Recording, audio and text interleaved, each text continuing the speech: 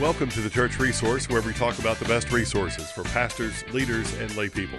I'm your host, Jeff Oliver, looking at today the book called Why I Am a Christian. It's by John Stott, and this is an excellent author. I think I can recommend everything by him, but obviously, as with anything, you read it with some caution, read it with discernment levels high. But John Stott has been one consistently that I found to be one that I enjoy, that I find is very biblically faithful, and I think we can trust what he has written. So he starts this book. You might recognize the title or something close to the title when he references the speech that Bertrand Russell, the philosopher, gave in 1927 called "Why I Am Not a Christian." He gave this address and in London, and then it said it made quite a sensation at the time, and he was an eloquent speaker. Bertrand Russell was published a book about 30 years later than that with this essay in it, and also that became the title of that book, Why I Am Not a Christian. He says, now, I'm not trying to refute Bertrand Russell point for point, but I will say this whole book serves as a counter to that speech, and I want to give examples, reasons for the foundation of my faith, why I am a believer, why I'm a Christian. And so he gives some great examples in the beginning chapter of this book. The chapter is called The Hound of Heaven, and where that comes from is an expression that was invented, he says, by Francis Thompson, and the poem that was called the poem written by Moffat Gautry in his book, This Tremendous Love. The poem is called The Hound of Heaven, and it really talks about how God pursues us no matter what. If we reject him, if we turn away from him at some point, if we just absolutely want nothing to do with God, well, if God has called us and we are one of his, he is going to pursue us and will not give up. He will not relent at all, just like a bloodhound would do. And he's going to keep pursuing and searching until he has rediscovered you, until he has found you, and you are back in his relationship and in his arms, really. But we really have never left his presence. But he does pursue us through any means that he can use. So it talks about that particular poem and the application of that. He also gives the example. Stott gives the illustration of Saul of Tarsus, we know as Paul in the New Testament.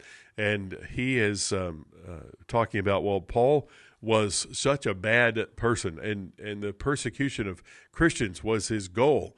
And so how God, again, pursued him and decided that Saul is one that I want to use, and this is how I'm going to do it. And you know the story of being blinded on the road to Damascus he was going there in order to persecute more Christians, and he had paperwork to prove it, that was his mission. So that was Paul's testimony there of being pursued by God. He also gives the example of Augustine, maybe you call him Saint Augustine or Augustine, that Augustine of Hippo, that he was pursued by God. He talks about that in his work Confessions, and how God did not give up on him, kept working to convict him of his need for God, and continued to do that until it was successful.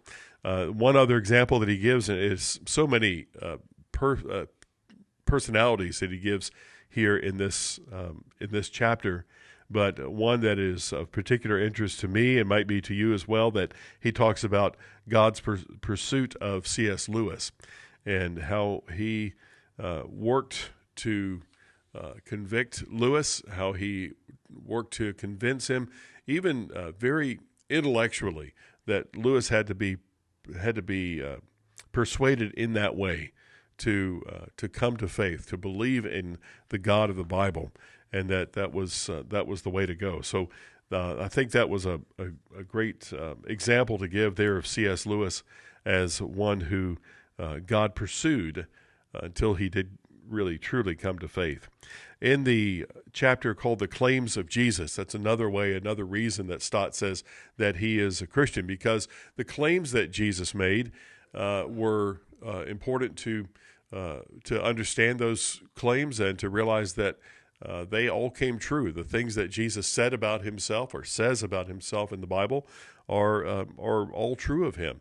And so there's a lot of scripture given, especially in this chapter, but throughout the book, and that there, because of the intimacy that Jesus has with God, and then the evidence that's there in Scripture that he truly did have that relationship and that intimacy with God, that is not something that you can ignore.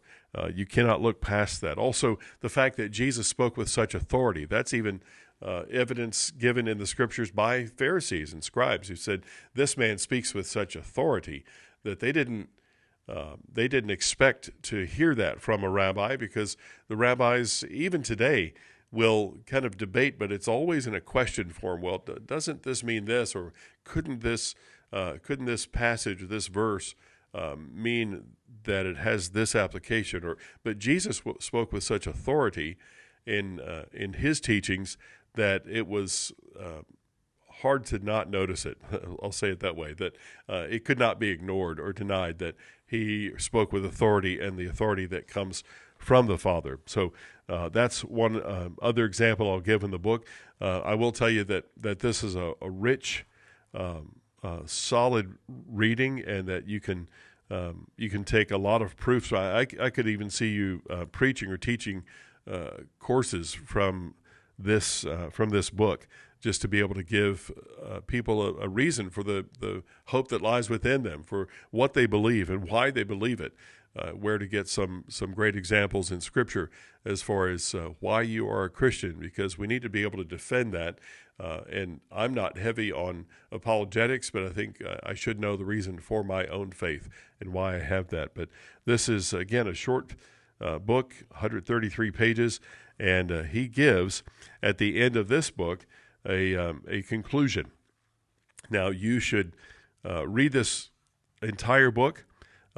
Stott gives this opportunity at the end to say, look, here are all the proofs. Here are the reasons why I'm a Christian. I've laid that out chapter by chapter, but now there has to be some kind of response. We don't just, we're not able to just read this book and read the proofs, read the evidences, or some of the reasons that he says he's a Christian, but now we have to do something with that. Now that we've been presented with these proofs, what are you going to do? So he has an RSVP section there that says, okay, now that we've noticed that we've got invitations to God, there are a couple of affirmations and then 2 invitations that he sums up with. The affirmations are that only Jesus can reveal God, and that he does so only to babies. In other words, to those who are innocent enough to be able to hear it and not puffed up. So, and the 2 invitations are that we would come to him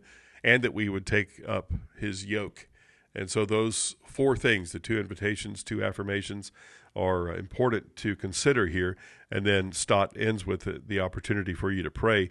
He says something like this, so that you have an opportunity to pray and confirm and affirm your belief in Jesus and in his claims, and for the application of that to your own soul and life. So I think this is an excellent book, one that I think is something you could refer to over and over, put in somebody else's hand who might be having some doubts about whether even to come to faith, but also if they're wavering in their faith. I think it's one book that is on my shelf that's helpful to me in my ministry, and I hope it gives you a bit of direction as you prayerfully consider which resources will best help you and the people you minister to. Once again, Why I Am a Christian by John Stott. Well, thanks for listening to the Church Resource, and please make sure you give us a review.